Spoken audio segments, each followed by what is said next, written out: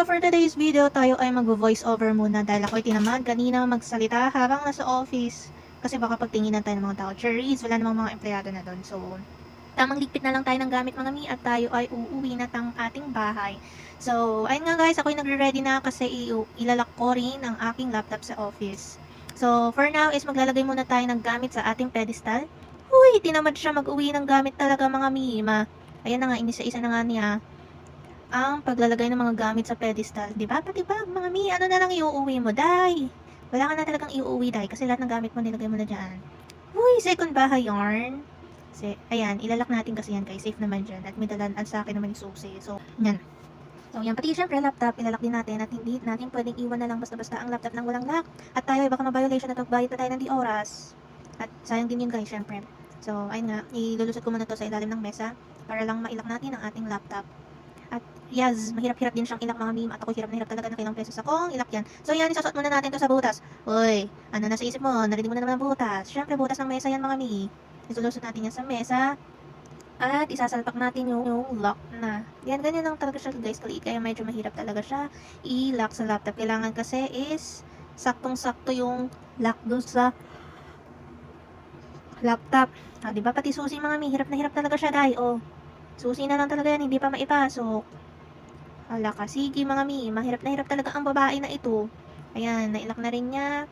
Yung susi, ay, hindi pa pala, charit lang. So, ay mga mi, tamang lock muna tayo ng laptop. Siyempre, nahulog ulit yan mga mima. So, ilalagay ulit natin.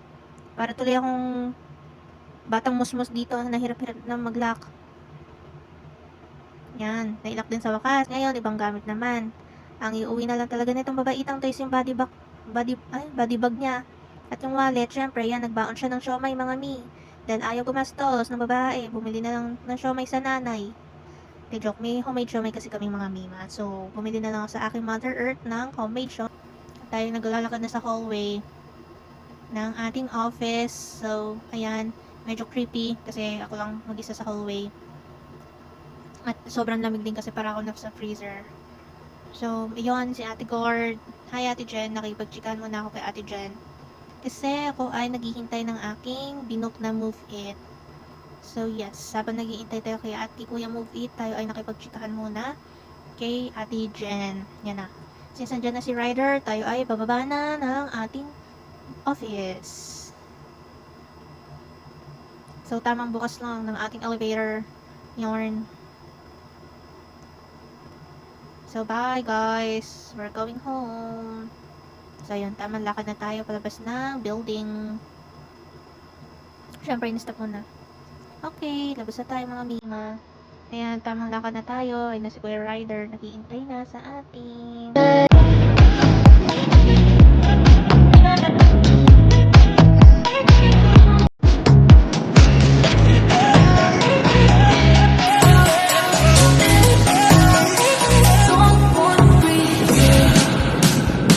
Take a look around here right now, you remember this time, 'cause you only got the moment.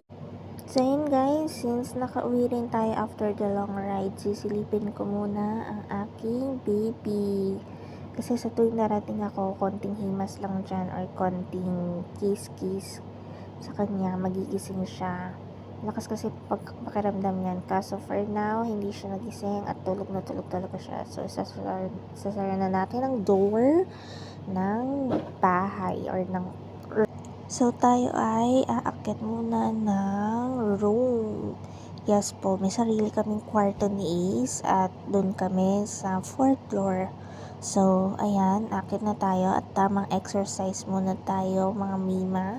Since sa 4th floor pa tayo mag-room. So, tamang pa-cute, paganda si ate mo girl. Ganda-gandahan yarn. Yan, di ba? Second floor pa lang guys, hinihingal na talaga yan mga mima. O di ba? Napatigil siya na wala sa oras. So yan, nasa roof deck na tayo at magbubukas na tayo ng door sa kwarto. Pinatay ko na yung mga extra ilaw kasi paliwanag naman na. So mga 5 AM na yata yan 4. So ayan na guys, tayo ay papasok na sa ating room. So ayun na nga, tamang higa na tayo. At nagaganda-gandahan na naman ang ating mga girl. So yun guys, yun lang po. Bye!